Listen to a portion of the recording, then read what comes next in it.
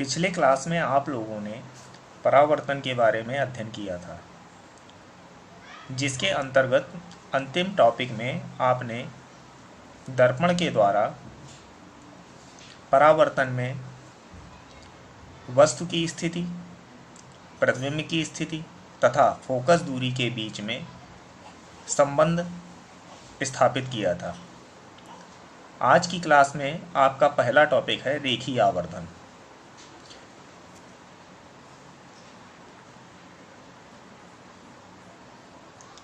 किसी भी प्रकाशिक यंत्र के द्वारा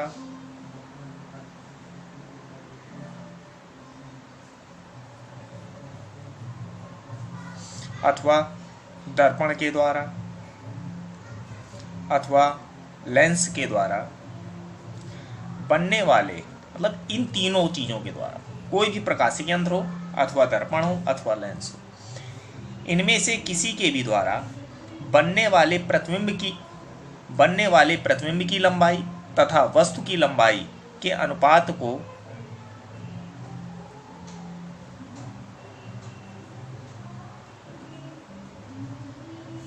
उस यंत्र का अथवा उस दर्पण का अथवा उस लेंस का रेखीय आवर्धन कहते हैं। अर्थात प्रतिबिंब की लंबाई तथा वस्तु की लंबाई के अनुपात को रेखीय आवर्धन कहा जाता है। M = I/O। यहाँ पर यह बात और ध्यान रखनी है कि प्रतिबिंब की लंबाई अथवा वस्तु की लंबाई ये मुख्य अक्ष के लंबवत नापी जाएंगी। M = I/O माइनस का V/U।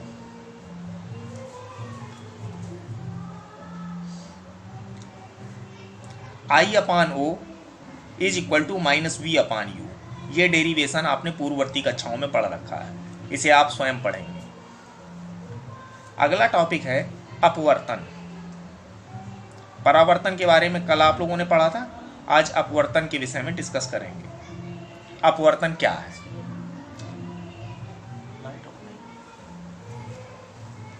अपवर्तन क्या है? जब भी कोई प्रकाश की किरण किसी एक पारदर्शी माध्यम से आकर दूसरे पारदर्शी माध्यम में प्रवेश करती है तो वह अपने मार्ग से कुछ विचलित हो जाती है। इस स्थिति में प्रकाश का वेग, प्रकाश की दिशा, प्रकाश की तरंग दैर्घ्य परिवर्तित हो जाती है, जबकि उसकी आवृत्ति में कोई परिवर्तन नहीं होता। इस घटना को हम प्रकाश का अपवर्तन कहते हैं। अर्थात जब कोई प्रकाश की किरण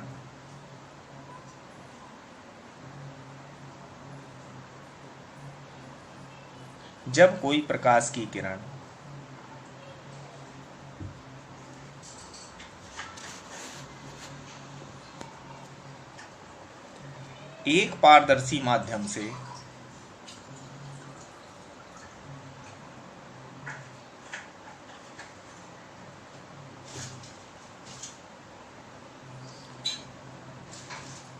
दूसरे पारदर्शी माध्यम में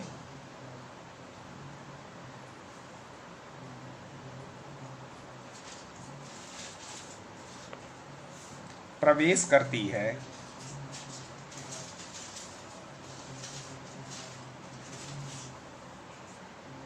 तो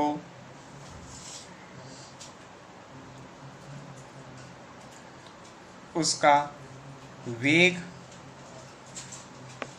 तथा दिशा दोनों परिवर्तित हो जाते हैं।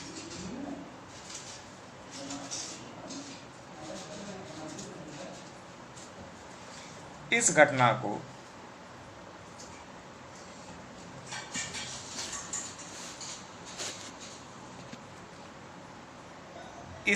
को प्रकाश का अपवर्तन कहते हैं।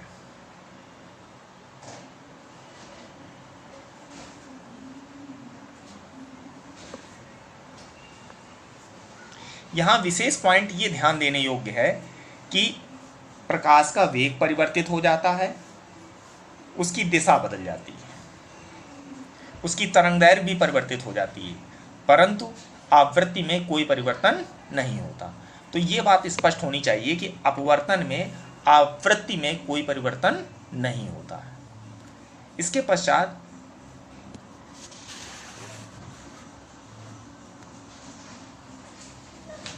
अगला टॉपिक है आपका अपवर्तन के नियम। अपवर्तन के नियम। अपवर्तन का पहला नियम वही है जो कि आपने परावर्तन में पढ़ रखा है, अर्थात आपतित किरण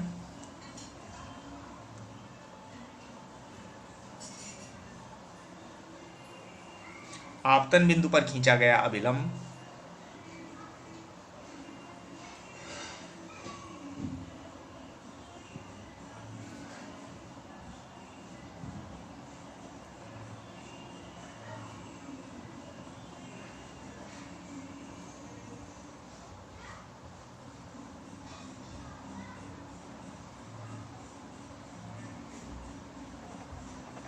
पेन भी खत्म।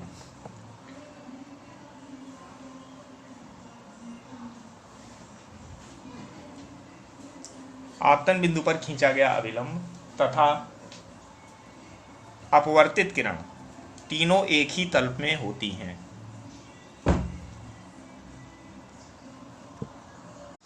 अपवर्तन के नियम के अंतर्गत पहला नियम है आपतित किरण आपतन बिंदु पर खींचा गया अभिलंब तथा अपवर्तित किरण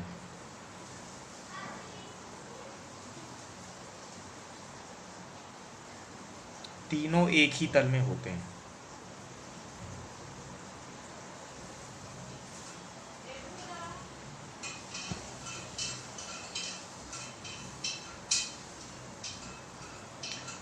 दूसरा नियम है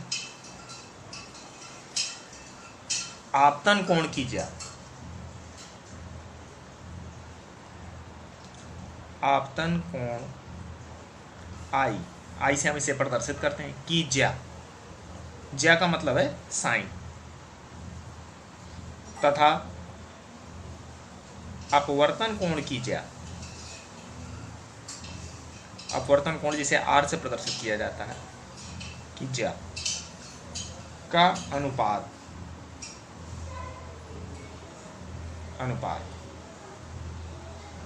नियत होता है।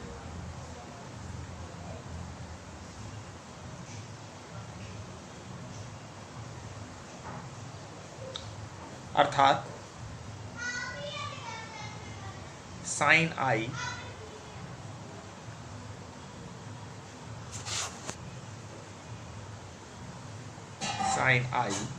अपॉन साइन आर, ये एक नियत वैल्यू होती है। इसे हम दूसरे माध्यम का पहले माध्यम के सापेक्ष अपवर्तनांक भी कहते हैं। ये वैल्यू नियत होती है। लेकिन एक विशेष पॉइंट यहाँ पर ये याद रखना है कि अपवर्तन कोण R का मान प्रकाश की तरंगदैर्घ्य पर निर्भर करता है।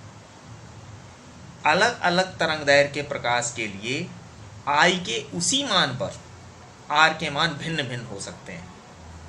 ऐसी स्थिति में हम ये भी कह सकते हैं कि अलग अलग तरंगदैर्घ्य के लिए अपवर्तनांक का मान भी अलग अलग होगा। अर्थात माध्यम वही है, दूसरा माध्यम पहले माध्यम सेम है, लेकिन यदि हम प्रकाश की तरंगदैर्घ्य अलग अलग लेते हैं तो अलग अलग तरंगदैर्घ्य के लिए दूसरे माध्यम का पहले माध्यम के सापेक्ष अपवर्तनांक भी बदल जाएगा।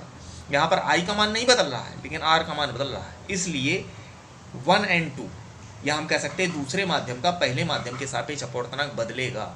लेकिन किस स्थिति में? केवल उस स्थिति में यदि हम तरंगदैर्घ्य अलग अलग ले रहे हैं, अलग अलग तरंगदैर्घ्य के प्रकाश के लिए, और एक निश्चित तरंगदैर्घ्य के प्रकाश के लिए n का मान नियत होगा।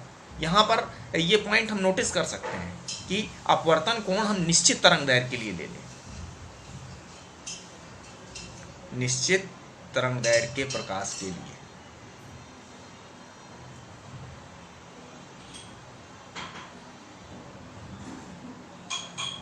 अर्थात अब हम इसको इस तरीके से पढ़ सकते हैं, आपतन कोण I की ज्या तथा एक निश्चित तरंग दैर्घ्य के प्रकाश के लिए अपवर्तन कोण R की ज्या का अनुपात नियत होता है।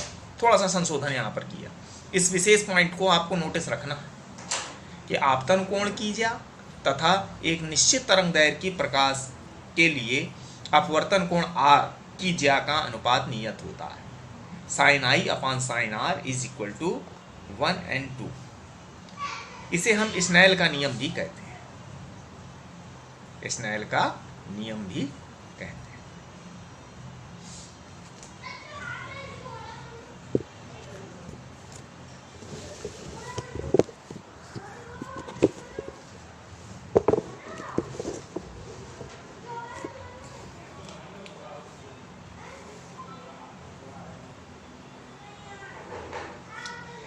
इसके पश्चात पुनः हम ध्यान दें, sin I upon sin R that is equal to 1/2।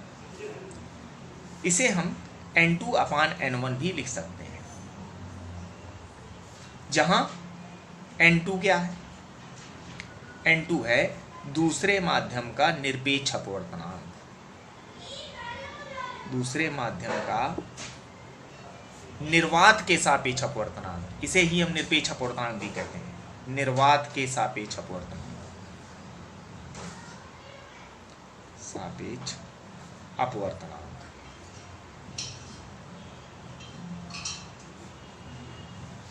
n1 पहले माध्यम का निर्वात के सापेक्ष अपवर्तनांक, अर्थात पहले माध्यम का निरपेक्ष अपवर्तनांक, पहले माध्यम का निरपेक्ष अपवर्तनांक।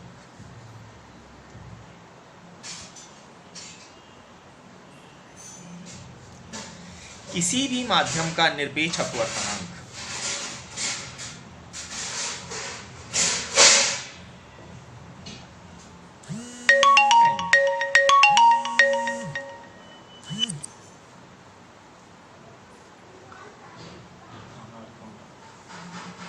किसी भी माध्यम का निरपेक्ष अपवर्तनांक निर्वात में प्रकाश का वेग, निर्वात में प्रकाश के वेग तथा उस माध्यम में प्रकाश के वेग के अनुपात के बराबर होता है। अतः n2 is equal to C upon V2, n1 is equal to C upon V1। This implies sin I upon sin R is equal to 1/2 is equal to n2 upon n1 is equal to C upon V2 upon C upon V1 that is equal to V1 upon V2।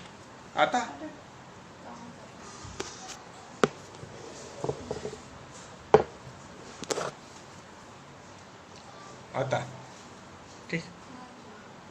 दूसरे माध्यम का जो पहले माध्यम के सापेक्ष अपवर्तनांक होगा n2 upon n1 is equal to V1 upon V2 is equal to λ1 upon λ2। एक विशेष पॉइंट और आपको याद रखना है कि अपवर्तन में प्रकाश की आवृत्ति में कोई परिवर्तन नहीं होता है। इसके पश्चात अगला टॉपिक है पूर्ण आंतरिक परावर्तन। पूर्ण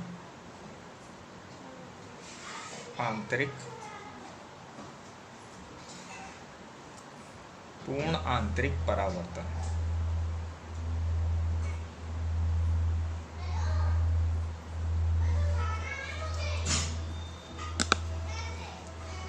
अब जैसा कि इसका नाम है कि ये तो परावर्तन है और इसका डिस्कशन हम अपवर्तन में कर रहे हैं, तो वास्तव में ये ऐसा अपवर्तन है जिसके अंतर्गत प्रकाश का पूर्णतया परावर्तन हो जाता है। प्रोसेस अपवर्तन की होती है और रिजल्ट में परावर्तन मिलता है। अब प्रश्न उठता है कि ऐसा होता कैसे है, तो इसके बारे में हम थोड़ा सा डिस्कस करें। जब कोई प्रकाश की किरण सघन माध्यम से विरल माध्यम में जाएगी, सघन माध्यम से विरल माध्यम में जाती है, तो आप लोग जानते हैं कि प्रकाश की किरण अभिलंब से दूर हटती है।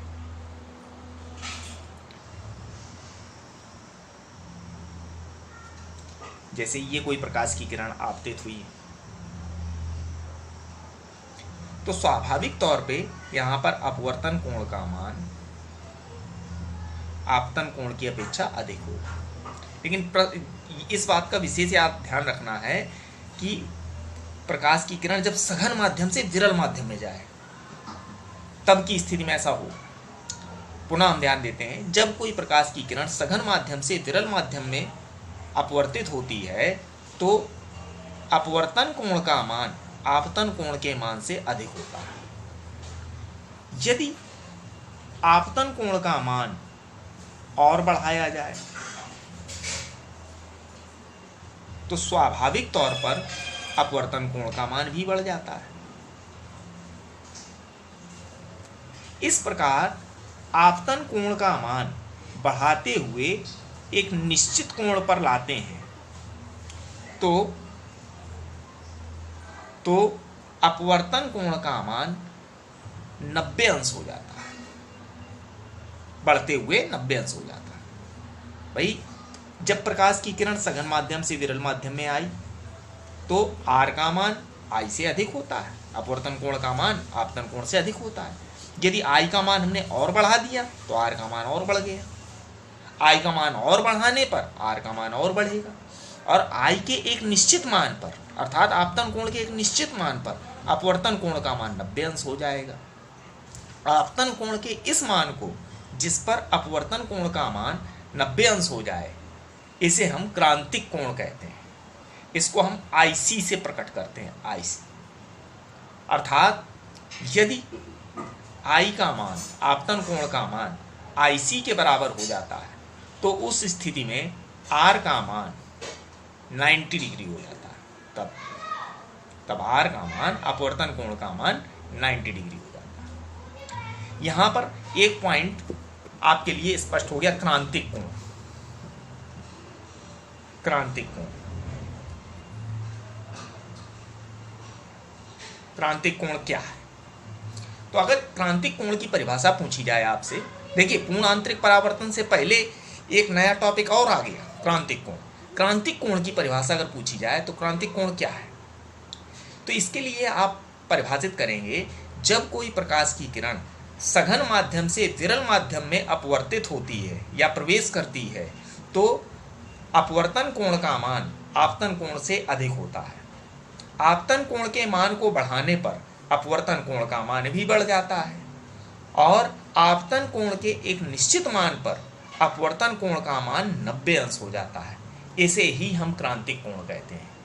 अच्छा, अब यदि हम शॉर्ट में इस परिभाषा को परिभाषित करें तो हम सीधे 2 लाइनों में इसको इस प्रकार स्पष्ट कर सकते हैं कि जब कोई प्रकाश की किरण सघन माध्यम से विरल माध्यम में प्रवेश करती है तो आपतन कोण का वह मान जिस पर अपवर्तन कोण का मान 90 अंश हो जाए उस कोण को हम क्रांतिक कोण कहते हैं। अर्थात जब कोई प्रकाश की किरण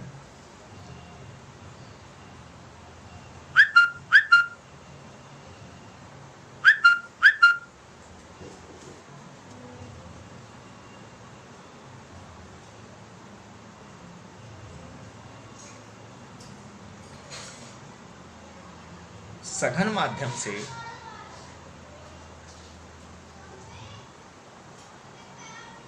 विरल माध्यम में प्रवेश करती है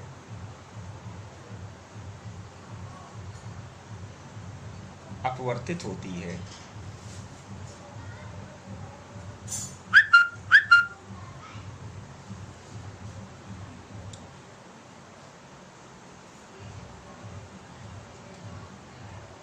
तो आपतन कोण का वह मान, आपतन कोण का वह मान जिस पर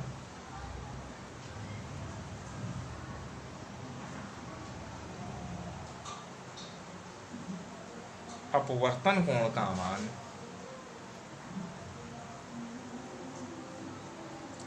90 अंश हो, उसे क्रांतिक कोण कहते हैं। क्रांतिक कोण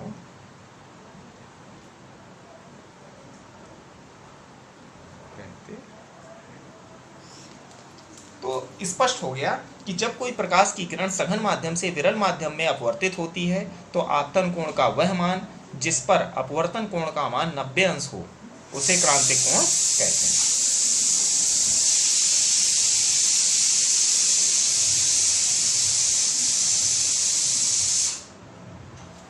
आता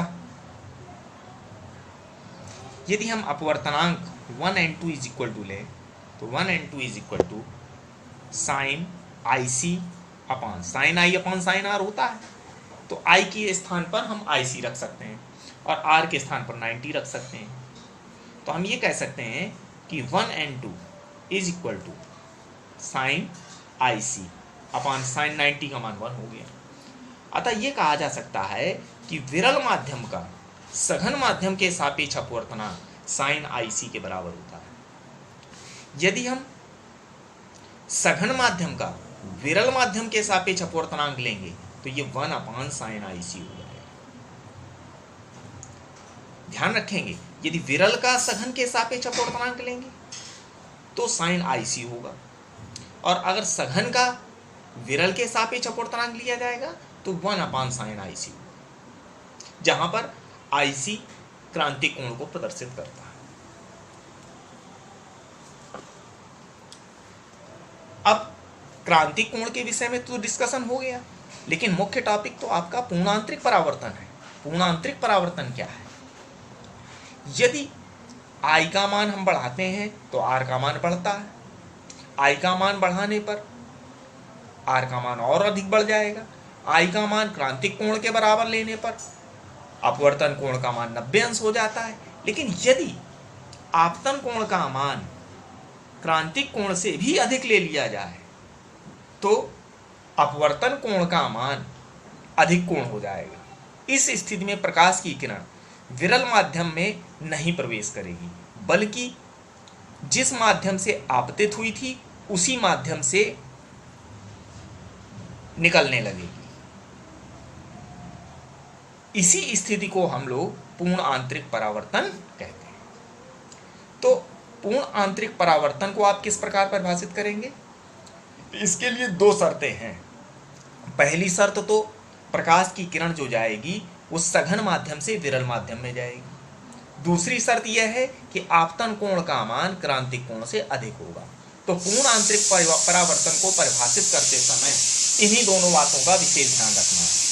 इसको हम इस प्रकार परिभाषित करेंगे कि जब कोई प्रकाश की किरण सघन माध्यम से विरल माध्यम में प्रवेश करती है और यदि आपतन कोण का मान क्रांतिक कोण से अधिक होता है तो इस स्थिति में प्रकाश की किरण पहले माध्यम से अपवर्तित होकर दूसरे माध्यम में नहीं जाती है, बल्कि वह उसी माध्यम में पूर्णतः वापस लौट आती है। इस प्रकार इस घटना को हम पूर्ण आंतरिक परावर्तन कहते हैं। इस स्थिति में प्रकाश का पूर्णतः परावर्तन होता है, अपवर्तन बिल्कुल नहीं होता। इस प्रकार पूर्ण आंतरिक परावर्तन की परिभाषा आप लिखेंगे, जब कोई प्रकाश की किरण सघन माध्यम से विरल माध्यम में प्रवेश करती है और क्रांतिक कोण का मान आपतन कोण का मान क्रांतिक कोण से अधिक हो, इस स्थिति में प्रकाश की किरण सघन माध्यम से प्रवेश करने के बाद विरल माध्यम में बिल्कुल भी अपवर्तित नहीं होती, बल्कि पूर्णतः वापस लौटकर उसी माध्यम में आ जाती है। इस घटना को हम पूर्ण आंतरिक परावर्तन कहते हैं। इसके पश्चात अगला टॉपिक है आपका पूर्ण आंतरिक परावर्तन के दैनिक जीवन में अनुप्रयोग। इसका डिस्कशन हम लोग कल करेंगे।